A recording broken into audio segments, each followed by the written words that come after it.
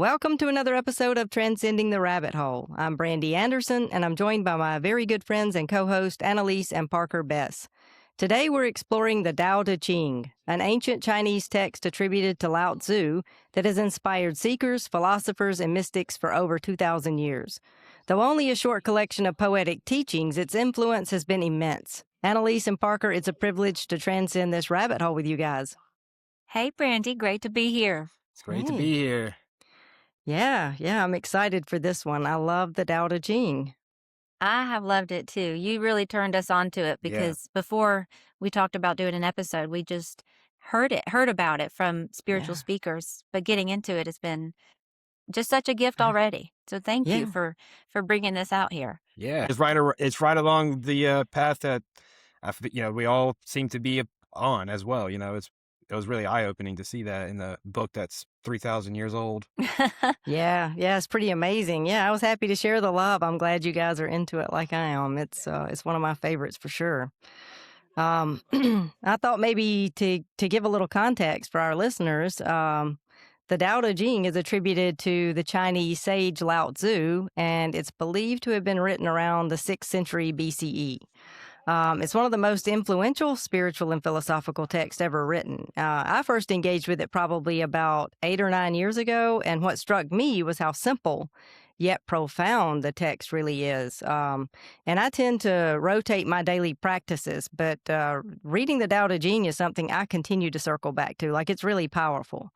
But it's a collection of like 81 short poetic chapters that explore what Taoism calls the Tao, and it's often translated as the Way. And the text invites us to live in harmony with the natural flow of life. And I don't see the Tao as fundamentally different as, from what I would call God.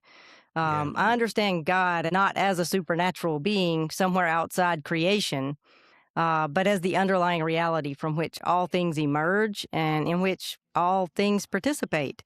And Taoists, they call it the Way or the Tao. Christians call it God, but whatever language you use, it's all just fingers pointing at the moon, as the mystics say. The underlying reality of what is being described transcends all language anyway, right? The fact that everyone is trying to say the same thing using different words, I think, also speaks volumes to the immense truth and wisdom in this text, and in texts like it. In fact, the opening line of the Tao Te Ching says, "The Tao that can be named is not the eternal Tao." And that sounds remarkably similar to the mystical idea of God as ultimate reality, the ineffable source that exceeds our concepts, all of our doctrines, and any descriptions that we could, form around it. But I'm curious, as you guys have engaged with the Tao Te Ching, how do you understand the Tao that cannot be spoken, the eternal Tao? I would say it's what I call source, like what you were saying as God. I say God, source. I kind of interchange them, to be honest, but I look at it more or less as source. It's the underlying principle of creation. It's in everything. It's about everything. It's literally just the basic principle of everything, and it's also like, it's mystery. It's so ineffable that people can't wrap their head around it. So that's why they say, if you're able to speak it, like if you're able to like put it all into words, then it's not the actual Tao, because the Tao is incomprehensible, unspeakable, because it's so amazing and vast and great, We hear that a lot within religion when it talks about God, whether it's Muslim, Christian, Judaism, it all says that same thing, But I guess some do have like a deity or some, like a godhead or whatever. But all in all, like, I guess the mystics of those religions would say that source, universe, and God, it all kind of intertwines with what the Tao is, what the Tao is, which is the underlying principles of everything. Yeah. I'd agree. I like everything else said is how I think about the Tao too. It immediately became clear when I opened the Tao Te Ching and started reading that the Tao was God in my way of thinking. Like, I could translate that quickly, and I think anybody could. It's clearly talking about God, but not God like Yahweh, biblical Old Testament God, but God like source, the all. And I like the Jamaican culture calls him, calls God Jah, Jah, Mm, Jah, and we started saying that around here, and we love that Bob Marley song, "Forever Loving Jah," mm. because it talks about God in a way that's not old man in the sky, but this the underlying flow, intelligence, and source from which everything arises and lives. Um, when I had that psilocybin mushroom healing experience that really kicked off um, my whole realm of life where I even speak into any of this, I had that realization of who God was and who I am and who it all is. And I just could not stop laughing in that moment, thinking that God was anything else than what God actually is. And so I like how the Tao Te Ching talks about God in that way, the God that I met during that experience, not a God of any doctrine. Yeah, I love Yeah. that. Yeah, because God is, as I understand God, as you guys also would agree, that God is the ground of being, not a being, but the ground of all being. It's this the God that Paul said, "For in Him we live and move and have our being." Yeah. So something wholly transcendent. So yeah, if you can speak of it, if you can put language to it, then it's not really God, right? It's something because Yeah. God is transcendent. It's like we have all these. It's like the menu versus the meal. You've heard Mhm. people say, Yeah. you can't eat the menu and be satisfied, but the menu helps you to order the meal. Yes. So yeah, one of the central ideas in the Tao Te Ching is a concept called Wu Wei, which is often translated as effortless action or non-forcing. And verse 37 says, "The Tao never acts, yet through it all things are done." So the Tao isn't striving, grasping, or forcing it, but yet everything unfolds through it. Wu Wei is the invitation to participate in that same flow. So at first glance, it can sound like passivity or doing nothing, but that's not really what the Taoists mean. Wu Wei is about acting in harmony with the natural flow of life rather than constantly struggling against it. It's the idea that sometimes the most effective action is not about using force or having control, but about acting out of alignment. I think most of us have probably experienced moments when things flowed naturally, like, when we're just in the flow, you might say. And alternatively, we've had moments when we try to force an outcome and made things harder than they need to be. Yeah, so I'd be curious to hear what both of you think about this Wu Wei idea of non-forcing. Like, what does it mean to you? And have you seen Mhm. examples in your own life of this unfolding? Oh, yes. I really liked reading about this Wu Wei because um, it's the flow state. It's the Mhm. where you're not trying to be anything or do anything, but the universe is just living through you. Like, whether that's using your natural talents or saying exactly what someone needs to hear at the right time, just that where spirit interjects for you. There's no ego talking or doing, it's this flow. Like, I saw a video this week of a guy saying it was just a piece of encouragement. Like, you don't have to do anything to be you. Um, the birds don't go to school to learn to be birds. They don't go train to be birds. The fish don't go to school to learn to swim or be fish because the universe lives through them as fish. And the tree doesn't go to school to learn how to be a tree and grow. It just does because that's what it's made to do. And in the same way, that's us. You don't have to learn how to be your greatest, best self and work like so hard to figure it all out. Like, you were designed by God, by the universe, even through the stars. Like, your birth chart will tell you what you're made for. It's Hmm. amazing. Like, you are intricately designed to be exactly who you are when you follow your highest excitement, your highest joy. That's how you do Wu Wei, I think, is just like relax, quit trying to control things. And I'm new to this. I'm new to this whole Wu Wei, like, way of defining things, but I immediately resonated with it. Because I really hate how, like, our modern culture is all about push harder, do better, do more, be better, look better, sound better, have more friends, have a better house, have like all the things, grind, grind, grind. But this Taoism way of thinking, it says it says more so like the wisdom is knowing when not to push, when not to, when to let go more and make space. Like you're supposed to be this vessel for the divine. And if you clutter it up with your wants and your desires and your clingings and attachments, God can't live through you. Like you've messed it up for yourself. And I think Wu Wei is just relaxing and riding the wave. And hold on. He said, "Don't take that from me." He said, "I want to say about ride." I didn't mean to. It came out so natural. Y'all know he loves to say "ride the wave." That was before I knew any of this too. And that was before he read the Tao. So no, but it's just this effortless, like you're on the wave, you are the wave, ride the wave. And it's only hard if you force against it. So you're your own enemy, like all the time in every problem, pretty much. So yeah, I think that's a little Wu Wei, like what I'm grasping here as a new Tao Te Ching reader. Yeah. How about you? I mean, I guess we'll just pick up off the water part of this. I'm sorry. He's like, since you stole what I was going to say. Stole, ride the wave. But I do think, like Taoism, I won't start with the water thing, but Taoism alone takes people back to simplicity more than complexity or whatever you would use that word as whatever. But, it's a whole lot, it's the opposite of what we are used to here in the Western society of what Annelise said, just push, grind, be your best, do everything you can do and, want whatever, want it.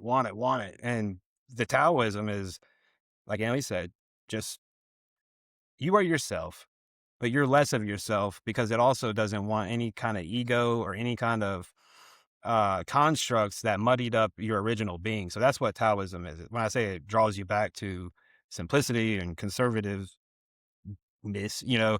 it's bringing you back to almost like a childlike state, I would say, to where you have no ideas about certain things, you have no opinions, you have no just things that would divide you from somebody else. You're just there. You're just consciousness living and like a child, and so that's what Taoism is. It's about emptying yourself.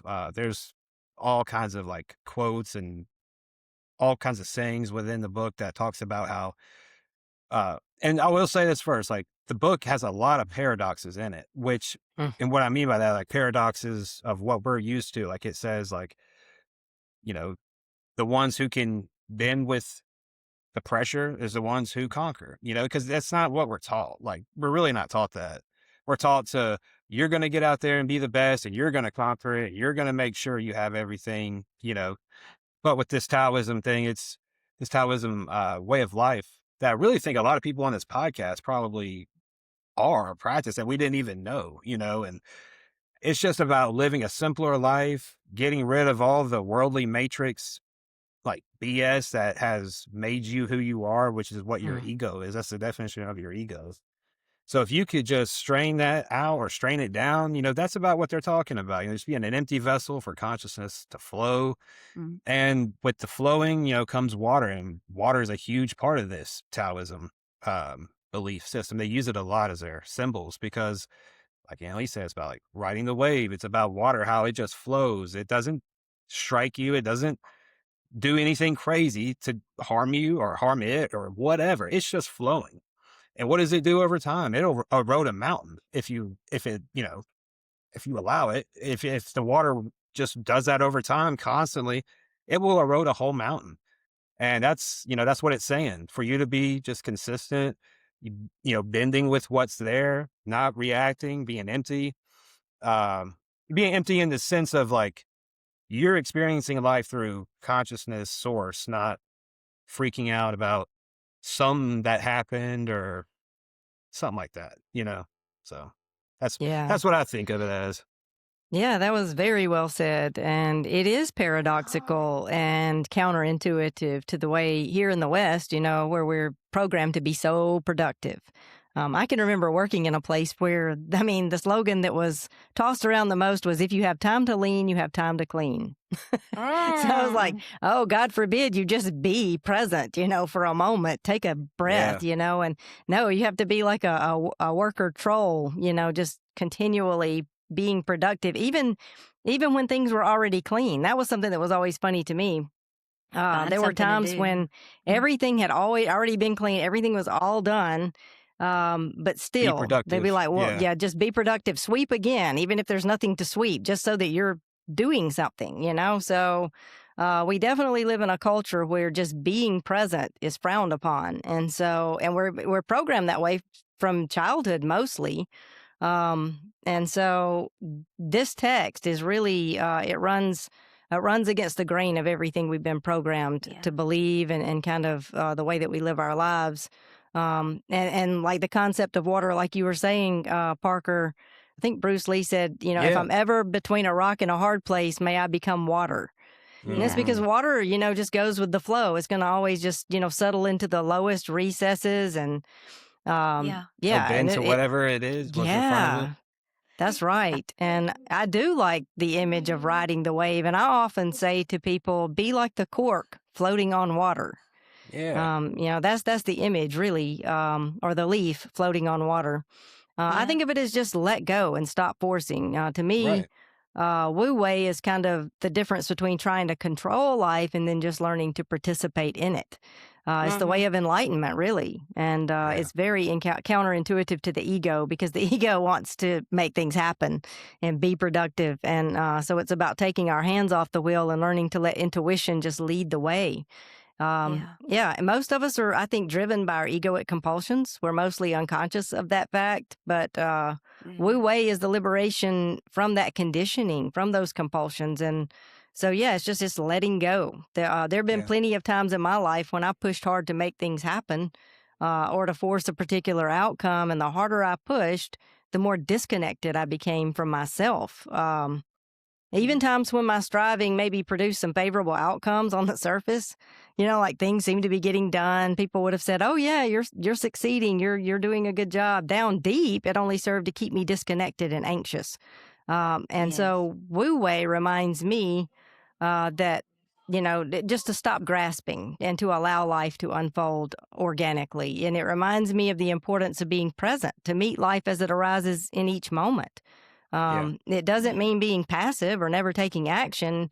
I think it's just an internal posture that allows me to relax my egoic grip and move in accordance with the flow of life, to take action from a place of inner alignment. So I think it's about paying attention to what's arising in the moment and then just responding to it rather than trying to bend reality to my will. So it's not really, I don't think it's really so much about giving up control. It's more just recognizing that I never had any control. So because control is an illusion, right? Yeah. Yeah. I love that, Brandy. And I just want to say too, like, people who listen to this who aren't going to know what the Tao Te Ching is, or maybe they know just a little bit. I know for a fact there's going to be a lot of people that say, well, that's all nice and dandy, but I got to go do work and I got to do this. And I got this, I don't know, kids at home that has to do this, and you just get lost in the matrix all over again. But it's like you just said, like being conscious of being in the moment is what the Tao Te Ching says as well. Living in the moment is the key to life in general. And, in the book, it says, like, the main principle of this is to live in the moment. The past is the past and the future doesn't exist. So that in and of itself is what I've come to know in my own life, as well as, like, if I'm ever going to be happy, if I'm ever going to be truly happy, then I would have to live right now in this moment. Or else I'm going to be worried about money. I'm going to be worried about, these bills that are getting so expensive, or worried about what that person said yesterday in a comment, so it's just not worth it. It's just better to just live in this moment, like the Tao Te Ching. And you just said, Brandy, it's just really that simple. Even though it Yeah. seems hard, Yeah. if you just come down into this moment, you will see. Yeah. That's where it's at for sure, because you could be thinking that you're being productive, but you're pulled in 100 different directions internally, and you feel anxious and worried, and you're stressed and overworked and exhausted. So it's not that you're not doing anything. You're actually more productive if you could just center yourself in the present Right. moment and do what's yours to do as it arises. So you're not, in the future anxious and worried, or in the past full of regret. You're just fully present to what is, what happens in each moment. And so that's really where you're the most productive. You'll get the most done. But we don't believe that. Our Yeah. internal narrative is telling us, do more, work harder. Those be factories we were productive. in. Yeah, those early school factories and college factories, they really Oh. drilled it into us, didn't they? Of Uh-huh. you better be productive or you'll fail in life. Yeah. I get Yeah. anxious if I'm not being productive, because that's how I was raised. And I have like the most productive, greatest parents. And they're like so good at life, and they're on top of everything, and they train me to be that way. And I am anxious and miserable when I'm forcibly producing, and so I love this Tao Te Ching. And I think the concern in like Taoism is that the mind becomes so busy naming everything and dividing everything and doing that it becomes so busy that it stops experiencing life, because it's just trying to control it. trying to control life. Yeah. And so being present to me just looks like drop back from the thoughts and literally be here now. Yeah. Just be here now. And it is wild the amount of universal support you receive when you do that. Like when you just jump out of the airplane and are just like, yeah, okay, I'm just here. Yeah. And like, I'm going to let the spirit within give me the idea of where to put my feet next, where to go, what to create. You are ultimate, like you are supported all the way, even when you think you're not. And if you're sitting there worrying that you're not going to be supported, then you're not going to surrender to the moment. And you're not going to be given the abundance that a person gets when they surrender to the moment, because the moment is God. Yeah. The moment is God. Like this being thing that we're all here doing, this is God experiencing God. And if your mind is thinking on the past or thinking on the future, you have totally missed that you are in the presence of God right here, but only right here, only right now.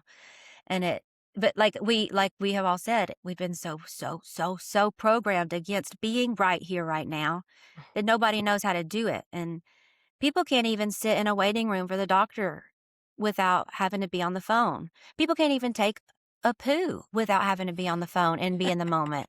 We can't even be in the moment for that. It's insane, but it's all purposeful, like the distraction. If we can keep all these divine beings out of the moment, say our overlords, if we can keep them all out of the moment, well, we siphon all their power and we get to be God here. I mean, that's so coming back to the present moment, like with your life intentionally, every moment, I think is the most radical healing thing you can do for yourself and the universe. Yeah. I've come to find out that the Tao Te Ching and the Gnostic text are right in line with each other. I mean, they're talking about source. They're talking about the way to live life that nobody thinks is the way that you can or should probably live life, in their minds, because it's like we've been so programmed. But there's so many underlays to not just like Gnosticism, but like the Sufi, the Kabbalah, all the mysticism that's in those religions says the same damn thing that the Taoist in the Tao Te Ching says. And that book is older. I guess it's older than, Judaism, but it's older than, the Muslim and the Christian religion and mysticism that goes along with it. So I think that's like highly interesting in itself. That is so far older than the Bible.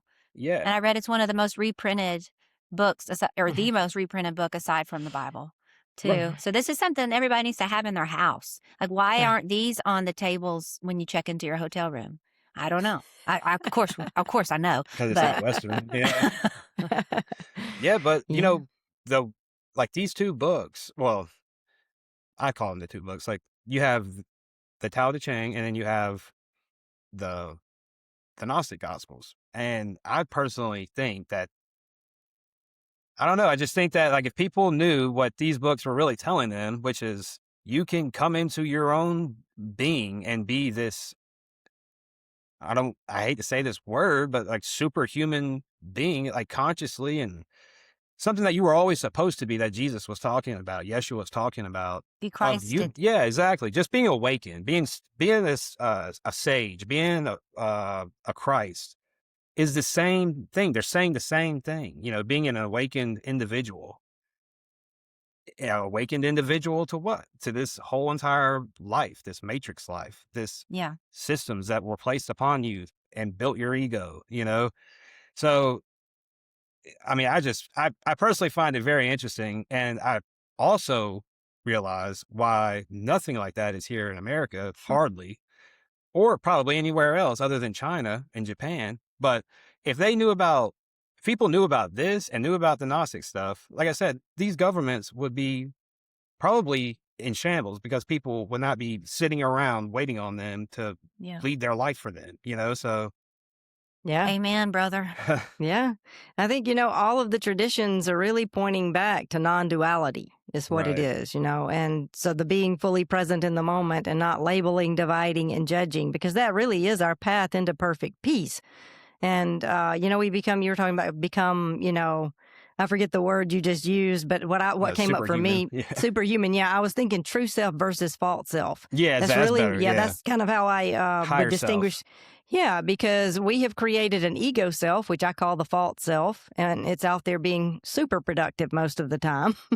And then the true self is buried underneath all of that garbage. And so all of these traditions, all of the mystics are kind of pointing us back to that true self, Yeah. and so, and really the true self is, at rest, at peace, and everything is accomplished. There's no frenetic Mhm. busyness.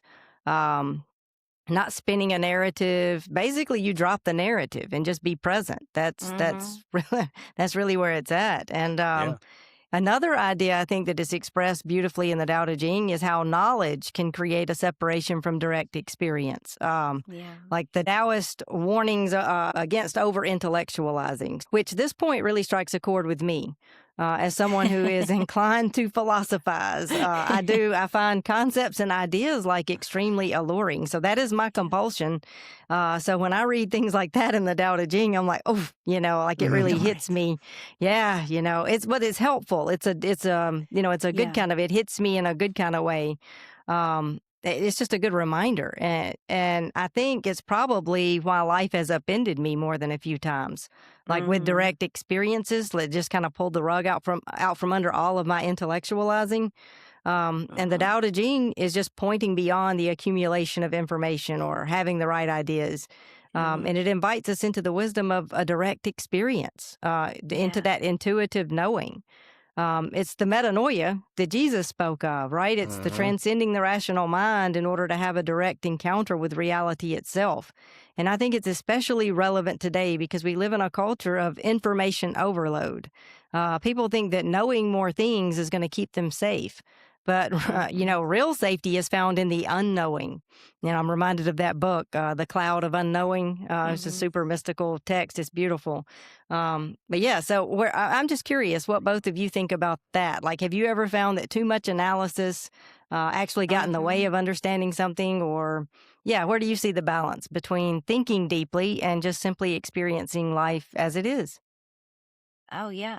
Well, I think knowledge, like you said, knowledge is all well and great, but when we mistake our knowledge for reality, that's where we get so messed up because Yeah. knowledge is not reality. It's brainy concepts about what you're experiencing Mm. in the now.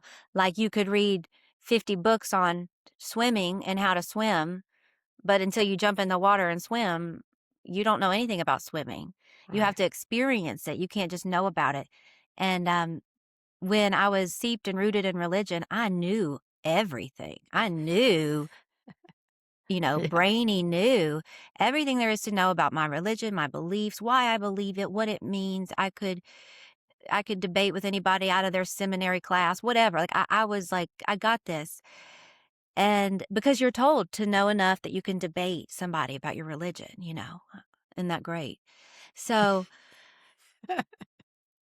unknowing, like learning who God really is and who I really am, it's so humbling. And I am continually having to unlearn what I've learned and empty myself more and more to make room for presence. And I know that's what the Tao talks about a lot, is just emptying yourself is kind of the whole point. Even though in Western society, it's the opposite. It's get more knowledge, get more titles, get more awards, get more things to put on your resume, get more and more and more. Well, you're never happy enough. No matter how much you get, it doesn't make you happy. But emptying yourself does. It makes you really happy. Like, I love throwing off old things that I used to carry about myself that were heavy. I love it now. It's therapy to me to be like, yes, I don't have to be that girl anymore. Boom, I never was you. These were concepts I had about myself in the world. That's not who I am. So it's very freeing, I think. And I think that's all I've got to say about that. I'm going to pass it on to you. Yeah, so I think, I like what you said, Annalise. I think that's great. I mean, I think I think a lot of people can over intellectualize anything, but especially when it comes to religion. And I mean, I can, just like you're saying, Brandy, like I can sit there and look at, theories, look at all this, theology, all that stuff, and just make it make sense in my head. But, at the same time, it's just, I don't know. I think if you have too much intellectual knowledge, you get like paralysis with Mm. integrating it. And I've had that problem myself with a couple things. Not, yeah. I mean, between the ADHD and, that, I think it's just that, And these phones giving you anything you want to know all the time. yeah. You can know everything anytime. Right. Yeah. So your brain's on hyper info overload. And yeah, of course, I think that you can have too much of that. And it says also in the Tao Te Ching that you can, like, overindulgence in just about anything is where you're going to go falling Right. off the rails, and obviously we know that. But, you know, for them to say that in this book that's that old, I just, like I keep saying, I just find that highly interesting. Like they talk about how if you crave desire all the time, if you crave this, if you can't just like be in the moment and live life, like the flow of water, then you need to look at that because that's a, not a problem, but I mean, that's like a you thing. You need to get fixed, and we all have it. I mean, nobody is perfect with that. I mean, It's hard you know, because they teach you to add more and more onto yourself and to want more and more and to yeah, go after more and more. You're taught that that's how you human here. Like that's what you're here to do. But you're literally here to release more and more and become less and less of your quote self, to empty yourself more and more every day. And I mean, this is everything Jesus was preaching too. And I remember my brother used to say, he was big in the church too, as I was when we were growing up, make less of me and more of him. And I used to love that actually. And now I understand it as less of me, ego me, more of the Christ that is dying to flow through me if I would just get out of the way. Less of me, more of Christ. And so it's just it's like you said, Brandy, it just spins everything we're taught is reality and how we should function here as people. It's really everything else. It's really just let go. Yeah. But that for some reason, letting go is so much harder than going after things. It's so much easier to just go after things and get what you want and do what you want. But to let go and to say, I will have no attachments to the material world or even loved ones, like to literally surrender like that. Yeah. You do find peace, but it's a heck of a difficult thing to surrender like that. Yeah. Conditioning, we've been so conditioned that it's so counterintuitive. Everything we let go of has claw marks on it. Mm-hmm. It's Yeah. hard. Parker, you mentioned overindulgence, and it made me think there was this lady that I knew years ago. she worked at a gas station that I used to stop at before I would go to work every day. And there was a stack of thrifty nickels. I don't know if you guys know what thrifty nickels are. No. They're little newspaper things where you could run classifieds. It was nothing but classifieds, and they were Okay, free. yes. You could get them for free. And I don't know, Yes. you probably paid to run the ad, of course. But anyway, there was a stack of thrifty nickels in a little rack, by the newspapers or whatever. And this person came in, and because they were free, she took the whole stack. Like, she picked the whole stack up. And the lady that worked in the store that I knew, she was like, "Whoa, whoa, whoa, what are you doing? Why are you taking all of those?" And she said, "Well, they're free." She said, "Well, air is free too, but you don't bust your tires with it." And I nearly fell out. Like, I was laughing so hard about that. That's But it's hilarious, true, yeah. the overindulgence. I don't know why. That just made me think of that. So I thought I That would is share it so because it's just good. funny. But yeah, air is free, but you don't bust your tires with it. That is That's so that's a good. good way to think about it. But Definitely. That is so a good. Buddhist practice that has been probably the most helpful to me over the years is the practice of really just dropping the narrative and returning to the direct experience. I mentioned it a while ago, but so it's instead of getting lost in the story about what's happening, and spinning that narrative and thinking harder, you come back to the actual sensation, the actual moment. And so there's a recognition that reality itself is often just much simpler than the endless commentary that our minds are spinning, that our minds are like creating about it. Oh, So yeah. living with mindfulness and catching yourself getting hooked by thinking isn't always easy, but that's really where liberation is ultimately found. Mhm. And as a 5 on the Enneagram, like, that's my compulsion, thinking. So if I'm Yeah. not intentional with my practice, by default, I'll just flow into thinking my thoughts. And I think that's a misconception too. And a lot of people, they think meditation is about having no thoughts, but you're not going to stop thought. You just have to stop, getting caught up in in the thinking. You just get caught up in the drama of the thought. So Be the yeah, observer. right, be the observer. Let the thoughts go by like clouds in the sky. And I remember this is an example of how neurotic thinking can really be, especially with a person like myself who is a 5, like I said, in that thinking, that head triad. I remember after my bulldog Luke had died, to say that I was grief stricken is a massive understatement. But I would notice that when I would try to just relax, like try to go to sleep or just try to relax, my mind would kick into high gear attempting to fix the grief. Like spinning narratives to find some kind of sense of peace, which is impossible. It's just unproductive thinking, right? But it was exhausting, and it always led me back to despair. But that was my default, like, it's just conditioned. Like, your mind just goes into hyper overdrive trying to find a solution so that you don't feel uncomfortable, so that you don't feel, the grief, the despair, and all the things, And I think that's part of our problem. We want to escape pain.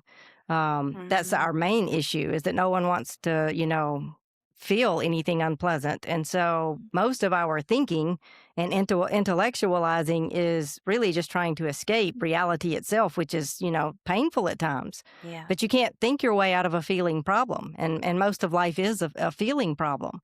So I really love how Lao Tzu brings into sharp focus the importance of dropping that story and just staying with the sensation of what is. I think it's in chapter 48 where he says, "In pursuit of learning, every day something is acquired. In pursuit of the Tao, every day something is dropped." So, it's about unlearning, unknowing. It's about returning to the beginner's mind. That's something you hear a lot, in Buddhist circles. So it's about having a direct experience with reality itself. That reminds me of how he says in there to continually keep becoming like the newborn baby or the nursing infant. And we were talking about this. He's like, "What do you think that means?" I was like, "I think it's just like Jesus said, like, unless you become like the little children, you don't see the kingdom. Unless Yeah, you like become as innocent as a newborn baby who's literally just experiencing. They that's don't it. know. They don't know your mom and that your dad and that that's a bottle and that this is a car they're going home in. They are just aware and Mhm. watching it and observing it, and they're not putting labels on it. And that's how you find peace. And I really like that because I can, Yeah. as a mom of young ones, I can return to them when I forget, like when I'm in my head, because worry is so comfortable for me. I was taught that if you're not worrying and analyzing, you've dropped the ball, you're missing something. Like I was never comfortable just sitting in a moment. Um, And when I look at my children, like playing, having a good time, just jumping in a puddle, literally this morning, jumping in a puddle because he spilled his water.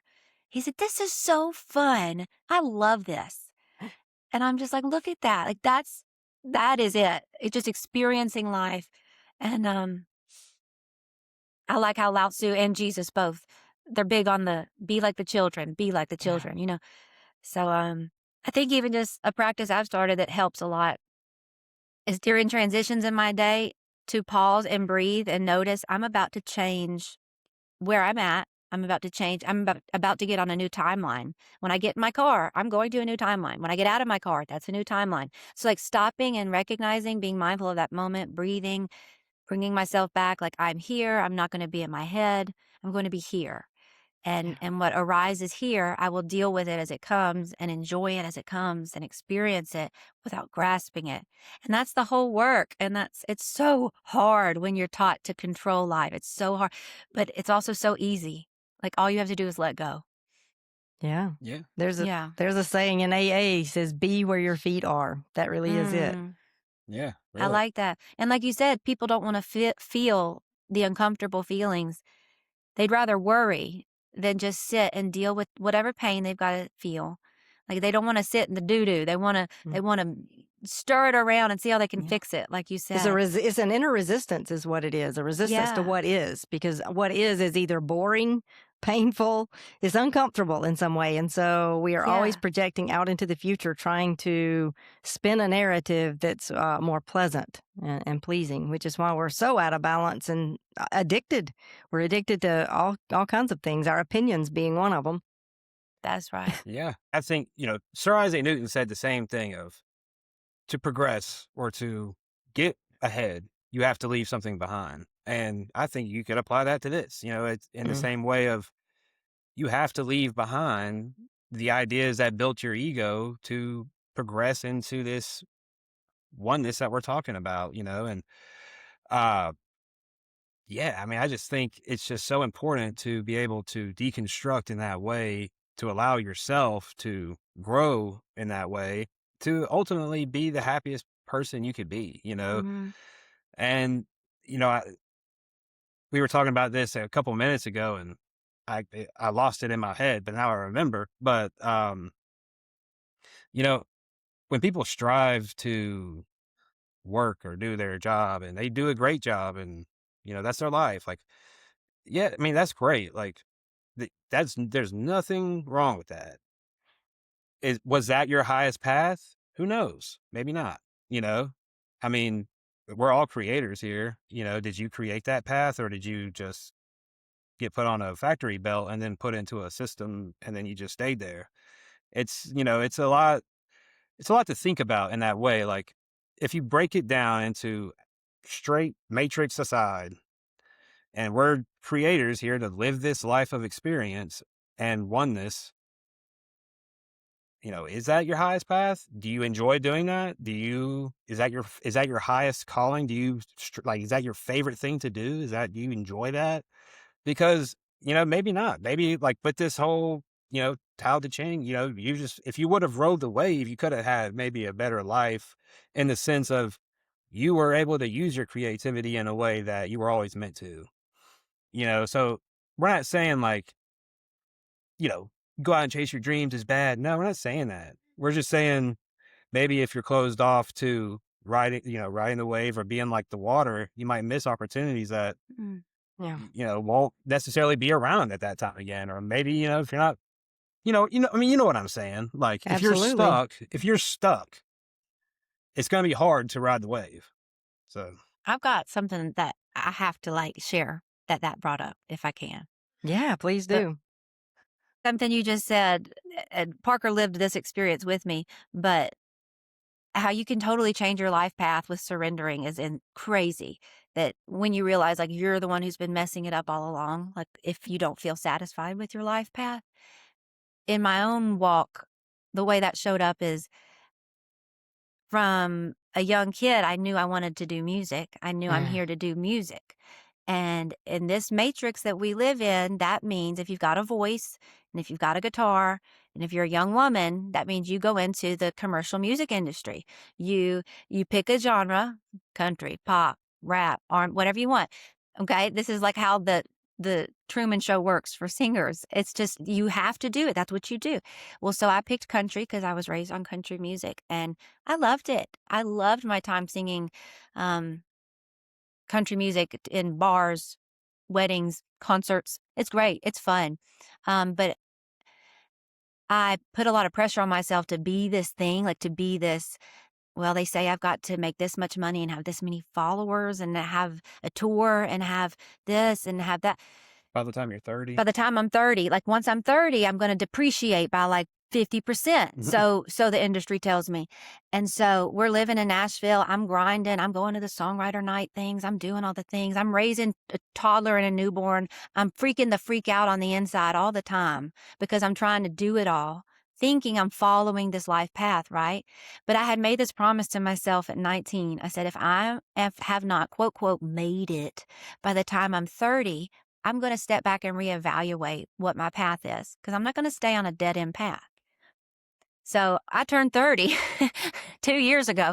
And as I was approaching, I told Parker, I'm like, I'm almost 30. I haven't made it. I guess I just got to shrivel up and die now. You know, like I've failed.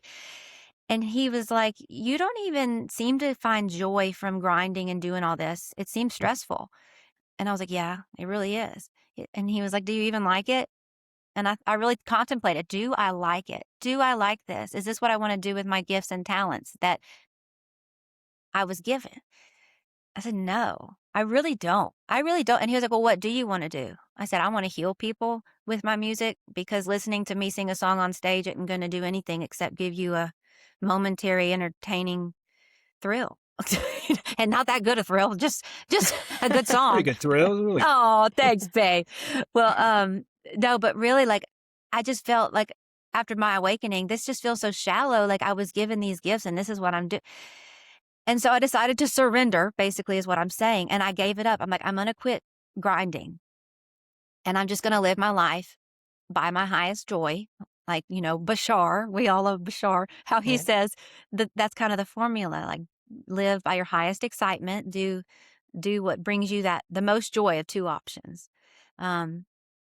And don't care about the outcome. And so that's what I started to do. And immediately I started getting downloads of, you need to pick up a sound bowl. And I was like, what's a sound bowl? And I got on the internet and I started researching sound bowls, sound therapy, sound healing, all this. And I started learning about this thing I'd never even known existed, but something in my own psyche, the Holy Spirit is what I'd call it, God, the Tao, was like, girl, now that you're out of that country scene, pick up them sound balls and start healing the world. Okay. And so that's what I'm on that path now because I surrendered the world path that was given to me.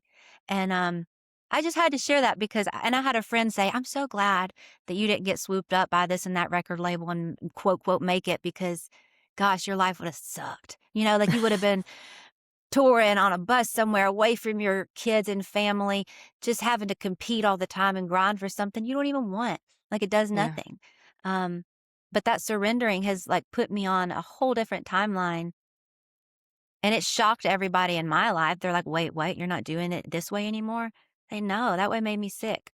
And this way is so fun. It's so fun. I do it because I love it and I want to. And I feel called to it.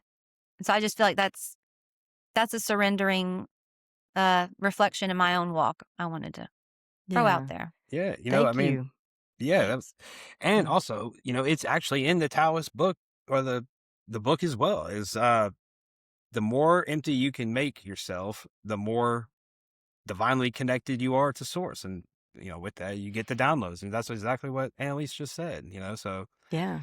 it kind of proves it in itself. Yes, like when you surrender, you start getting what we're calling downloads. It's not because I'm special. It's because we're all connected to God. Well, it's because you got out of the way long enough for the download to come through. That's, Yes. I told Parker, like, when this was happening, this was maybe 2-3 years ago, I'm like, I think I need to research sound healing, sound therapy, sound bowls. I don't even know what that is. Like that new to it. I did not even know what it was. So it came from outside of my ego. Yeah. Mm-hmm. Well, we Yeah. started Yeah. talking about frequencies, and then we Frequencies, got yeah. into Yeah. the sound, and I said at that time we were learning about frequencies, and I said, I would love to figure out how to record my music in a way that raises people's frequency, where it actually helps them. And so that's where it started. I started thinking like maybe I could write country music that like is recorded at a certain frequency and sneakily like heals everybody, and mentions Jesus. At that time, I'm like, you still have to mention Jesus in your songs. You're doing it wrong. And and now I'm like, no, it was all about the sacred frequency. sound, Yeah. frequency, healing. So it's just Yeah. wild when you literally surrender everything. It's so much better than what you had planned for you. Yeah. Yeah. I love that example. And, lately I've been asking myself the question, what would you do if there was no external validation, no money, like Yeah. not going to get paid for it, not going to get externally validated Exactly. for it, no kind of external success measures, anything like that. It's not going to be weighed and measured. What would you choose to do? And that is what we're here to do, truly. It's what Mhm. lights you up on the inside. It blesses other people too when we're doing what we're here to do without that inner turmoil of trying to strive and achieve and make something happen out there in the world. See, that's the thing. I think we're often looking at the end results. We're hoping for a certain outcome in what we're doing, so we're not even present to what we're doing, really, because we're living in the end. We're trying to make something happen. We're trying to reach a certain level of success or status or whatever. Yeah, so I love that example. Thank you for sharing that. And you mentioned earlier about, the being an infant in the Tao Te Ching and how Jesus says, be like little children, and how like that's a correlation of the two. And so that was one of the things that first struck me when I was introduced to the Tao Te Ching, and it's how many parallels really there are between some of the core teachings in the Tao Te Ching and the teachings of Jesus. Yeah. For example, both emphasize humility over the pursuit of power. Both elevate qualities of gentleness, compassion, simplicity, rather than, a domination or status. So yeah, even ideas like non-resistance and surrendering the need to control outcomes seem to show up in both traditions over and over. So I'm sure you guys noticed as you were reading through it, those parallels, because you brought that up. But yeah, I'm just wondering how you noticed it coming from a Christian tradition. I'm sure it was kind of glaring as you read through it. It was glaring. And that's the first thing I told Parker. I kind of, when we decided to do an episode on this, I got a little head start than he did. And he's like, okay, what's it all about? And I told him it's Jesus, but Asian. Like it's the words of Christ, but in a very Zen flavoring, I think. And I noted, just for example, a couple other parallels. Non-resistance. Jesus was said it in the way of turn the other cheek. And the Tao is more what is soft overcomes what is hard. And trust in the natural flow of things. Jesus phrased it like consider the lilies, and the Tao phrases it as trust the natural unfolding of life. Just know that you're provided for like nature, like that. I love that passage in the book of Matthew in the Bible about don't be anxious for anything, but in everything, like just know it's yours because it is. And the humility was a big parallel I noticed. Like Jesus saying the last shall be first. The Tao is saying the same thing. What I really thought, though, was fascinating is Jesus says, I am the way. I am the way, the truth, and the life. Nobody comes to the Father except through me. And that's a lot of Christians' favorite verse to throw at people of like other religions. But I don't think they understand what they're saying. He says, I am the way. The Tao says, this is the way. Jesus is saying, be the way I am because I am the way. Yeah. Not worship me and then you are on the right path, but be who I am. Hear my words and be doers of my words. I am the way. And the Tao, what 2,000-3,000 years before, is saying, this is called the way. This is what we call it, the way. So I don't think it's an accident that Jesus comes along and says, I'm the way. 2,000 years ago, Lao Tzu told y'all about the way. I'm the way. So I think that's pretty fascinating and profound. Like they're saying the exact same thing. And when all of the spiritual masters are saying the same thing across all time and geography, I think we can listen to it. I think it's more. I think it's more prevalent than what Brother John has to say. If I have to be Mhm. so Yeah. uncouth with that, you know, I Yeah. mean, I would trust the spiritual masters like Letsu and Yeah. Yeshua, and yeah, Oh, Mhm. yeah. Yeah, for sure. What about you, though? Well, I started reading the Tao Te Ching during a time when I was taking a break from the Bible. So my beliefs were like shifting significantly, and I was having a hard time engaging with scripture, at least in the same way that I had in the past. I didn't want to read it through the same theological lens that I had inherited. So things were shifting, and so I just took a break. And I wasn't looking for connections to Christianity at all. As I was reading the Tao Te Ching for the first time, I was just simply finding myself deeply resonating, with its wisdom, and I started to notice those parallels just automatically because, well, they're unmistakable. And the emphasis like on, non-attachment and simplicity, alignment with that deeper reality, that just really felt so true to me at a very intuitive level. And it was really freeing, liberating. Even though to live into that perfectly is impossible, especially when you first hear about it. But the truth of it resonated so deeply, and just even the moments like during meditation or whatever, or mindfulness practice, just the moments of presence, just to bring you so fully into the present moment that all of that anxiety just lifts, and so you can feel the truth in it too as you embody it, as you live this out or try to live this out. um and just as the teachings of Jesus feel true at a deep level, the overlap was just there. So I think at the time it was just refreshing for me to engage a text without that baggage of inherited doctrine, yeah, because the Bible has so much baggage. The scriptures, have been interpreted in a certain way, all that inherited theology. And ultimately, the Tao Te Ching helped me to come back to the scriptures, specifically the teachings of Jesus, in a more resonant way, I think, without the theological spin of mainstream Christianity. And then later, I discovered a guy named Marshall Davis. He wrote The Tao of Christ, which is a Christ-centered translation of the Tao Te Ching, and I recommend it. It's a really great translation. And he also has a podcast by that same title, which at that time, it just really spoke to my soul. But for me, ultimately, it wasn't about validating one tradition through another. Like I didn't need to filter the Tao through a Christian lens for it to resonate. That wasn't what I was yeah, doing. right. But yeah, because truth is truth, no matter who's saying it. For me, it was about realizing the wisdom that shows up across all cultures and traditions over time. And so it's beautiful to me to see that overlap. How we all may be using different language, like we were saying earlier, to describe that same deeper mystery. So yeah, that's why it's so profound to me. Yeah, absolutely. Like mystic, sage. It's all the same word. It really is. Yeah, Awakened being. Like people today would say we say we're awakened. They said yeah, sage and yeah, Christ consciousness. It's yeah. all the same. Enlightenment. Yeah, Enlightenment. Yeah, exactly.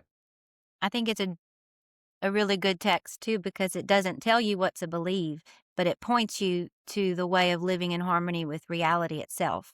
yeah. And it doesn't matter what you believe. It's It not a matters, religion. are It's no you religion. Yeah. are you living in harmony with reality? You can believe what you want all day long, but if you're not living in harmony with reality, which is God, then you're missing the boat.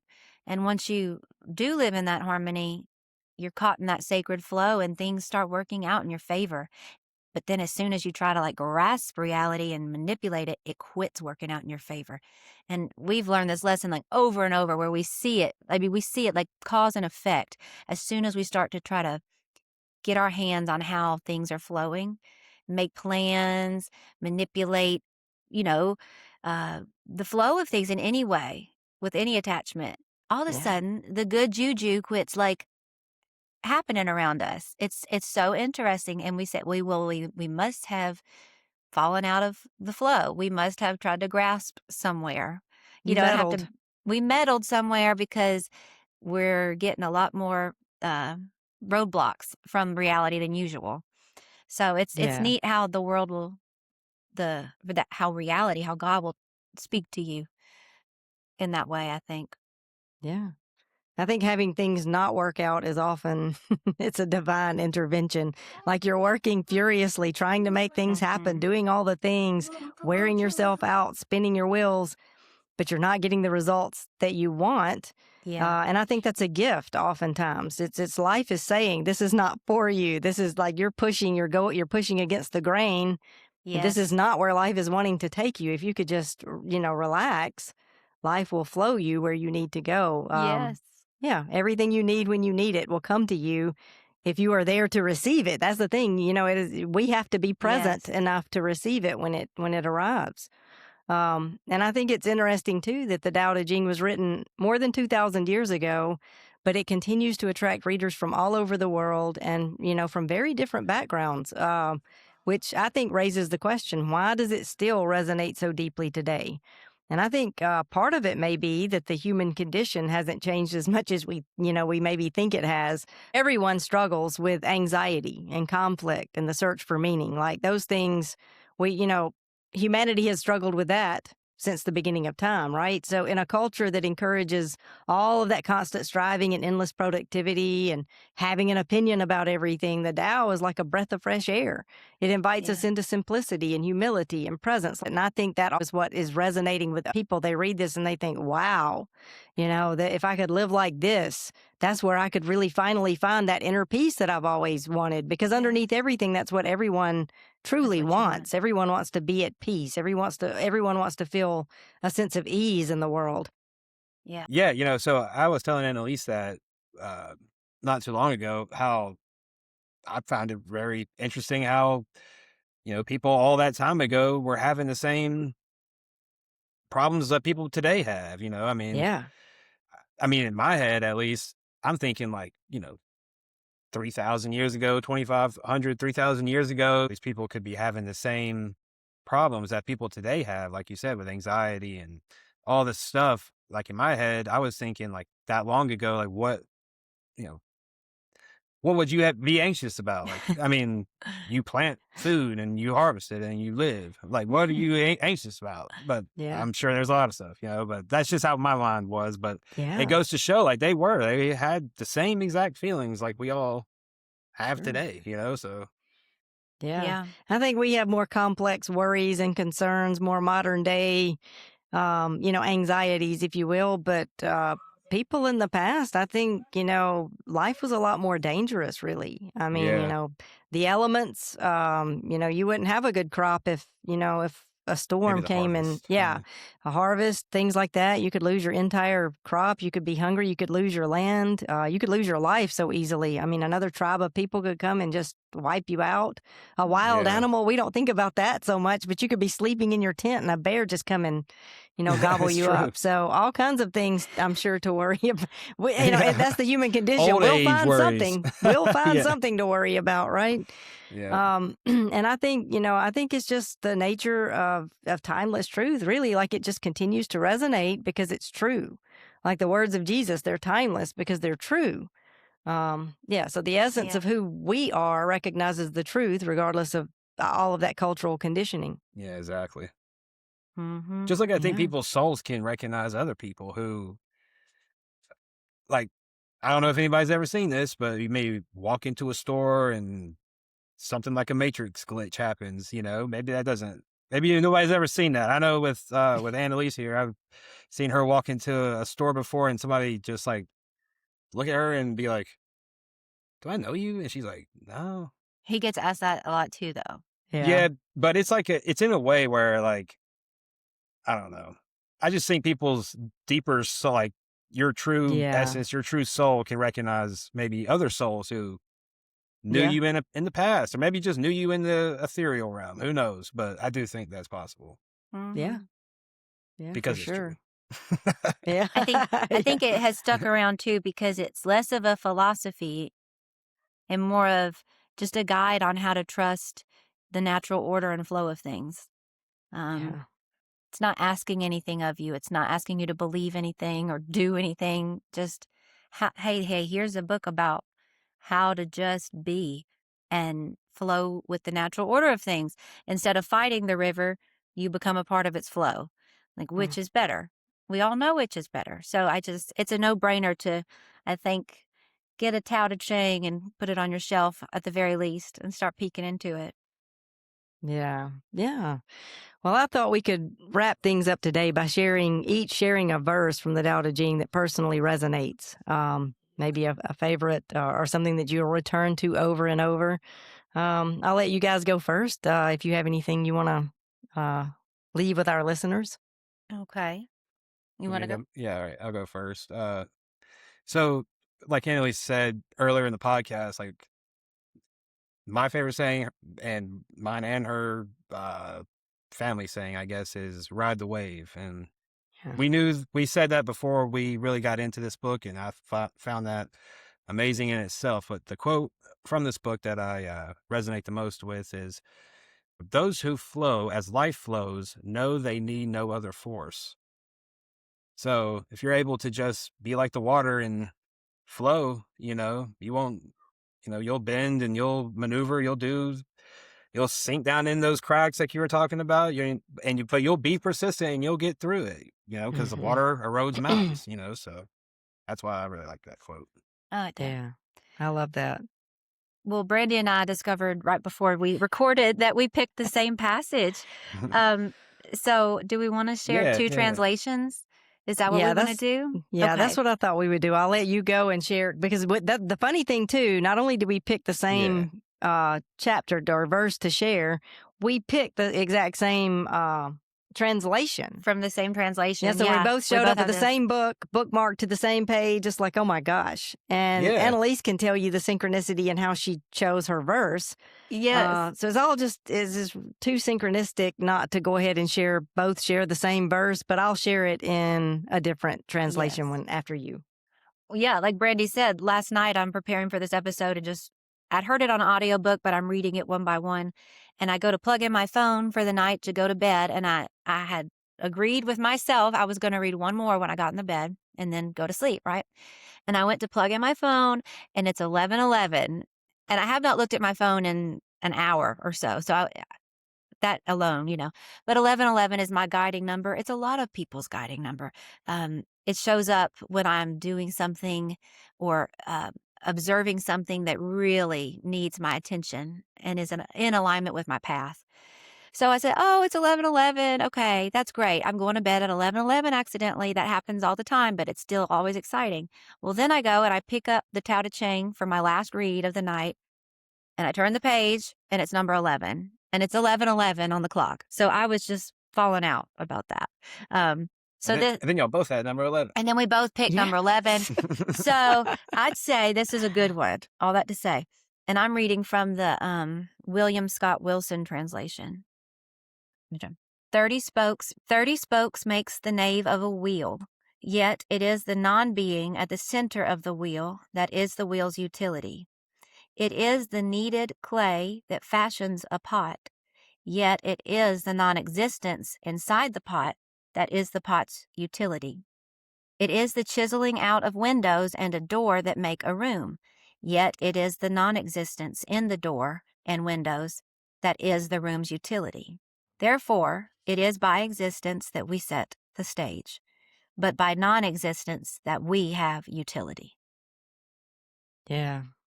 Yeah, I love it. So the whole point's to be empty, just be the vessel. Don't get in the way. And that's your whole purpose. That gives me peace. Yeah. I can just get out of the way and then I'm doing it right. Yeah. I'm excited to hear your translation though. Yeah. So I'm gonna read from the Tao of Christ, and it's the Marshall Davis translation that I mentioned earlier. It says, "Spokes unite in the hub, but it is the emptiness at the center that makes the wheel turn. A pot is made of clay, but it is the emptiness in the center that holds the contents. A house is made of wood, but it is emptiness within the walls that make it inhabitable. A human is made of flesh and blood, but it is the emptiness at the center that makes us useful." Mm-hmm. So, yeah, same thing you were saying. It's emptiness. It's getting out of the way. I think about, the central insight being that emptiness is not lack, which is what it feels like to the ego. And usefulness, comes from the emptiness, right? It's for that's profound. It reverses the way that we normally think, for sure, because we tend to focus on what is tangible and visible, the physical manifestation of things. So, yeah, I think Lao Tzu is pointing us to the unseen as the very thing that gives form its meaning. The unseen is what's really important. And I often think about that too, in relation to my contact with the other side. What's really real is what is unseen.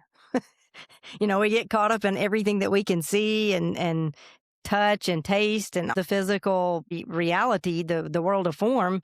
But in reality, what is really real are the things that we can't see, that we can't touch. And really, when you stop and think about it, it's the silence that gives meaning to music, or pauses that give meaning to conversation.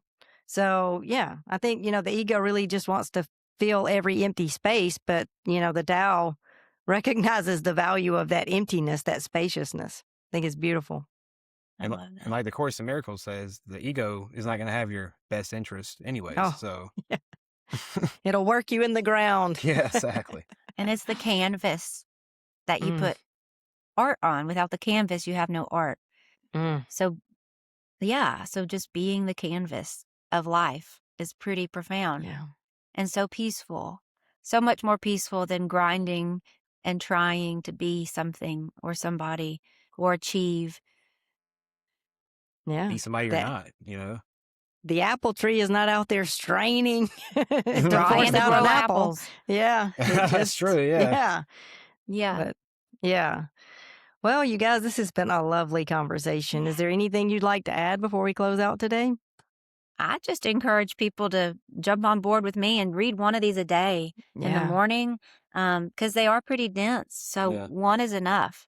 And read one a day and just kind of marinate on it and just see how it changes your heart posture. It's doing a lot for me. So, yeah. Wayne Dyer has a commentary on the Tao Te Ching that's really cool to read as a daily practice. I think it's called Change Your Thinking, Change Your Life. I could be wrong about that, but I'll look it up and I'll put it in the show notes. And a link to it. But yeah, it's cool because you read the chapter or the verse for the day, but then he has a commentary that kind of puts it in plain English in a way that's easy to metabolize.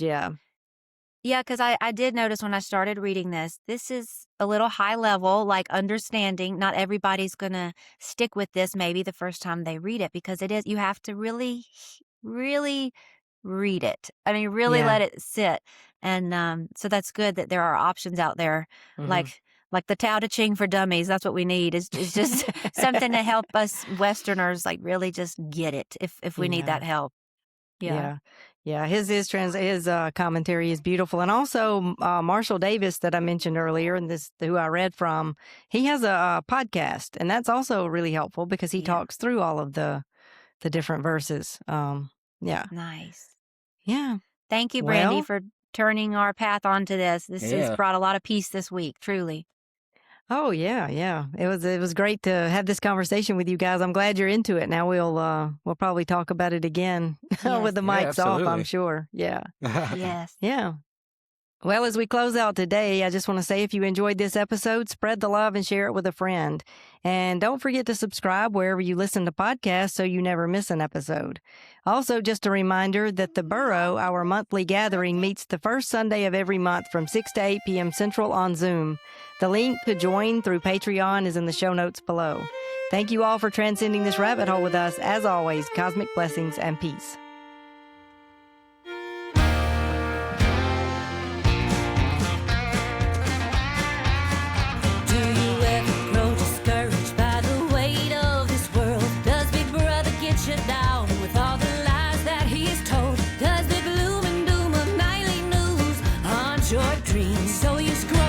Of sleep, 'cause distraction is key. But as long as there is still a sun up in the sky, I can choose to live on the sunny side. It's somewhere between burying my head in the sand and falling down the rabbit hole again. I was sleeping just fine peacefully inside my American dream, awoken when those puppet strings were cut right off. You can't ignore.